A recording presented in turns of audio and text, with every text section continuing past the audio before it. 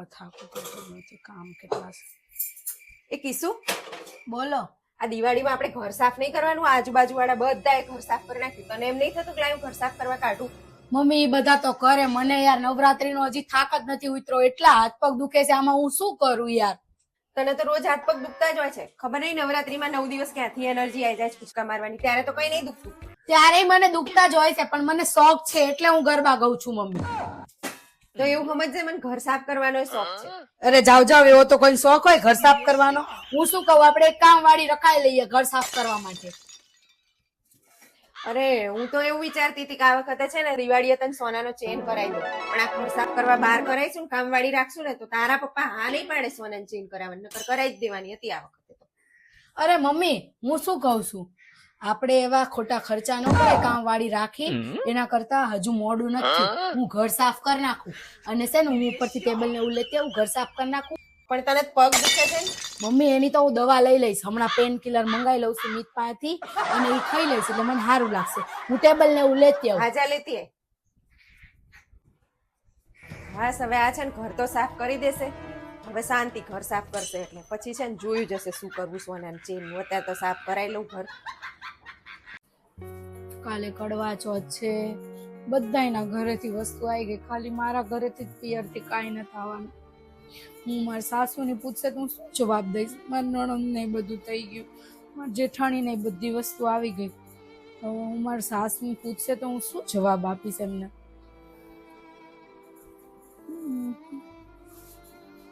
કિશો, હા મિત, આ જો તારું કઈક પાર્સલ આવ્યું છે બકા. મારું પાર્સલ? મેં તો કઈ મંગાવ્યું જ નથી. આવ્યું છે હવે. સારું હું જોઈ લઉં. હને હું જઉં નીચે, બધા બેઠા છે ને એટલે. હા હા. સાડી કોણે મોકલાવી હશે? મારી મમ્મી સાથે તો વાત થઈ હતી કે આ વખતે પૈસાનું ને ભાભીના લીધે સેટિંગ નહીં થાય, પણ કોણ મોકલાવી હશે? કાંઈ નહીં, મને ભાભી પૂછતા હતા તો હું એમને બતાવી તો આવું, મારા નણંદને જેઠાણીને બેયને. હા ભાભી જો મારી મમ્મીએ સાડી મોકલાવી કરવા ચોથ માટે, કેવી છે? મસ્તની છે ને? હા. આરતી દીદી તમે જોવો, જો કલર કેવો સરસ છે નહીં? હા હું આજ પહેરીશ કરવા ચોથમાં, એટલી સરસ સાડી છે. સારું સારું, ચલો હું ફટાફટ બધી તૈયારી કરી લઉં. આ સાડી મમ્મી તો ના પાડતી હતી કેમ કે ભાભી એમને 1 રૂપિયો દેતા નથી, તો સાડી મોકલાવી કોણે હશે? મેં ભાભીને એમને તો કહી દીધું, પણ મારા મમ્મી ન મોકલાવ્યું, એને પાસે બિચારી પાસે પૈસા જ નથી, કોણે મોકલાવી હશે? વિચાર આવે છે કોણે મોકલાવી હશે. કિશુ, હા મમ્મી. સાડી કેવી લાગી? ગમી? હા મમ્મી ગમી. તમે લાવ્યા તો પાર્સલમાં કેમ મોકલાવી તમે? કિશુ, મેં તને છે ને ફોન પર તારા મમ્મી જોડે વાત કરતા સાંભળ્યું હતું, અને મને આમ પણ ખબર છે તારા ભાભી બહુ જબરા છે, તારા મમ્મીને નહીં રાખતા, એમને પૈસા નહીં આપતા વાપરવા, તો તારા મમ્મી બિચારા ક્યાંથી મોકલાવે? અને ઘરમાં બધાને ભાભીના ત્યાંથી ને બધેથી આવ્યું હતું, તો તને એકને ના આવ્યું હોય તો તને કેવું દુઃખ થાય? અને હું તને દુઃખી તું રહે એવું હું તને જોવા નથી માંગતી દુઃખી, એટલે મેં છે ને સાડી લીધી અને પાર્સલમાં એટલે મોકલાઈ કે બધાને એમ થાય કે તારા મમ્મીના ત્યાંથી આવ્યું છે, અને તું પણ બધા જોડે ખુશ રહે. Thank you mummy. હા એટલે તું જા હવે ફટાફટ તૈયારી કર, મહેંદી બેંદી મૂક, અને બધાની જેમ ખુશીઓથી કડવા ચોથ તું પણ મનાય. મમ્મી તમે કેટલું ધ્યાન રાખો છો, થેન્ક યુ.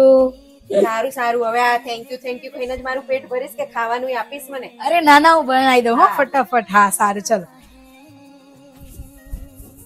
ઘરમાં બધા કડવા ચોથની ખુશીઓ મનાવતા હતા, બધા ખુશ હતા, અને બિચારી મારી નાની વહુ એકલી દુઃખી હતી, તો હું એને દુઃખી કેમ જોઈ શકું? હું પણ એની માં જેવી જ છું, એ પણ મારી દીકરી છે, એટલે મને એનું દુઃખ જોવાતું નથી. અને આમ પણ બધા ખુશ હોય અને એક વ્યક્તિ દુઃખી હોય તો એ તહેવારમાં પણ મજા ના આવે, એટલે બધા ખુશ થઈને તહેવાર મનાવે તો એ તહેવારનો તો આનંદ જ કંઈક હોય. એ કિસ્સો, હા આમે આખો દિવસ ફોનમાં ધ્યાન રાખે, થોડું કામમાં ધ્યાન રાખ ને. આમ તારા જેવડી હું હતી ને તો મારા સાસુને બોલવાનો મોકો નથી આપતી, અને જ્યારથી તમે સાસુ બન્યા ને ત્યારથી મને કાંઈક બોલવાનો મોકો તમે નથી છોડ્યો, બધાયમાં talk talk talk talk talk. અરે હું તો છે ને અડધો કલાકમાં બધું કામ કરી નાખતી હતી, કેવું એ ના પડે.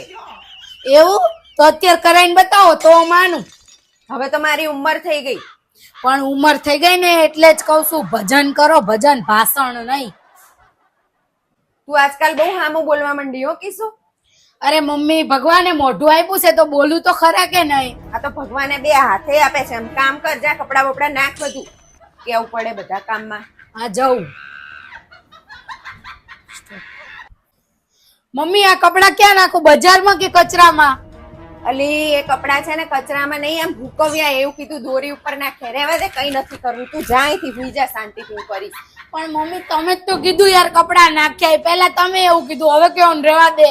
કપડા નાખ્યા એટલે દોરી પર નાખ્યા, હુકવવાનું કીધું, બધી વસ્તુ કેવું પડે. જા તું ફોન જો અને ભૂઈ જા શાંતિથી. આ તો જાઓ. હું કરીશ બધું કામ. આ લમડા લેવાના એના કરતા કામ કરી લેવું સારું વાળી કામ છે.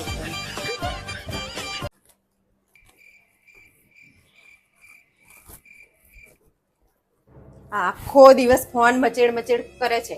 મેં છે ને અઠવાડિયાથી ભીંડા લાઈન ફ્રીજમાં મૂક્યા છે. જો વસ્તુ ભીંડા ભરેલા કરવાના હતા અને ફોનમાં ખબર નહીં શું કરે છે આખો દિવસ.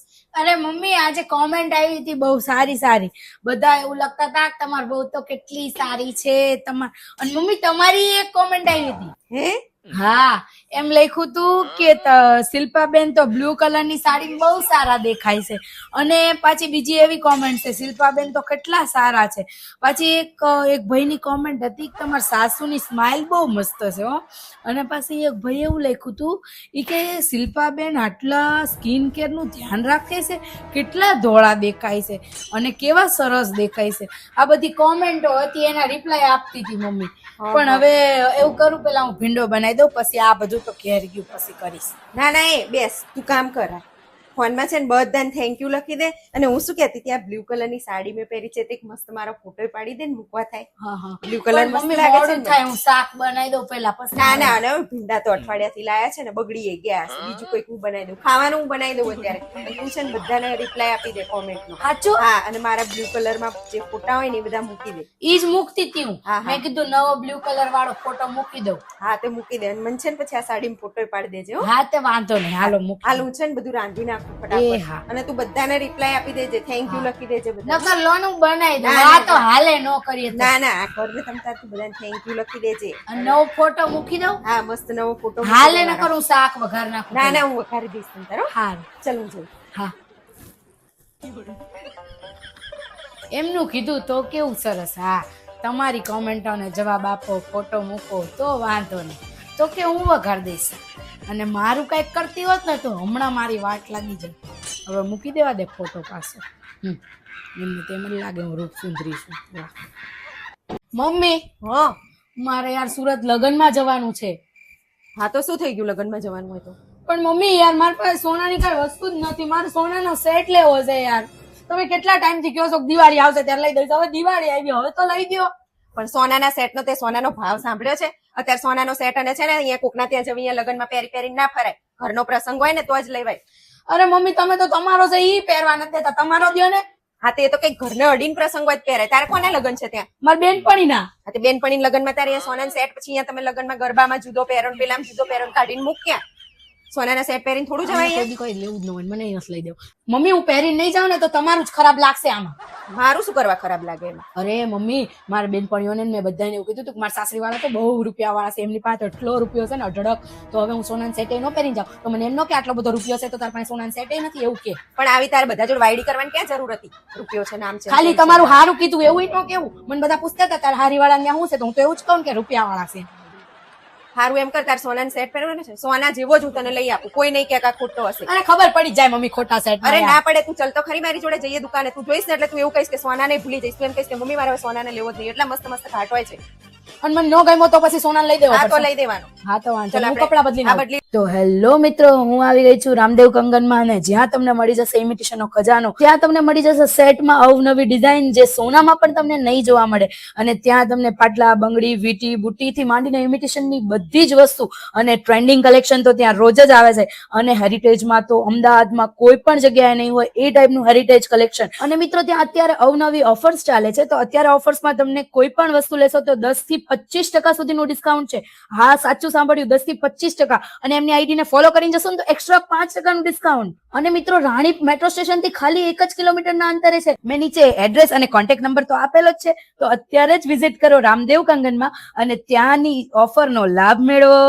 મમ્મી આટલી બધી ખરીદી થઈ ગઈ, બહુ મસ્ત છે હો, તમે સારી જગ્યાએ લાવ્યા હો. બસ હવે સોનાનું નામ ના લેતી હો. હા મને નહીં જોતું, સોનાની વસ્તુ થોડી અલગ પહેરાય. અલગ પહેરાય તો ખરું તારે બધું. હા હા આ હું પહેરીને જઈશ બધું. 5,000 માં તો કેટલું બધું આવી ગયું, તો પછી અને એમાં ડિસ્કાઉન્ટ કેટલું બધું મળ્યું. સારું હાલો આપણે હા હા ફટાફટ. ચલો. થેન્ક યુ હો ભાઈ. હા આવજો. મમ્મી યાર હું એક સવાલ પૂછું તમને. હા બહુ કન્ફ્યુઝ થાઉં છું યાર. દિવાળીમાં 4-5 દિવસ ક્યાંક ફરવા જાવું છે, ક્યાં ફરવા જઈએ? આબુ જઈ આવો. અરે મમ્મી ત્યાં તો અમે જઈ આવ્યા છીએ. તો પછી ઉદયપુર જઈ આવો. ઉદયપુરે 2 વાર જઈ આવ્યા. તો પછી સાપુતારા જઈ આવો. મમ્મી ગયા વખતે જ તો ગયા તા સાપુતારા. તમે તો બધે જઈ આયા જ છો. યાર મમ્મી ક્યાં જવું, મને તો કન્ફ્યુઝન છે. તમે લોકો ક્યાં જાઓ? કદાચ તમારે જવાનું હોય તો તમે ક્યાં જાઓ? અમે તો પેલા છે ને ગામડે જ દિવાળી કરવા જતા હતા. આવું ફરવા જવાનું ને એવું બધું તો હવે તમારે આવ્યું. પહેલા તો એવું હતું જ્યાં વડીલો રહેતા હોય ને ત્યાં જ જવાનું. એટલે આપણે બા દાદા ગામડે રહેતા હતા એટલે ગામડે જ જઈએ દિવાળી કરવા.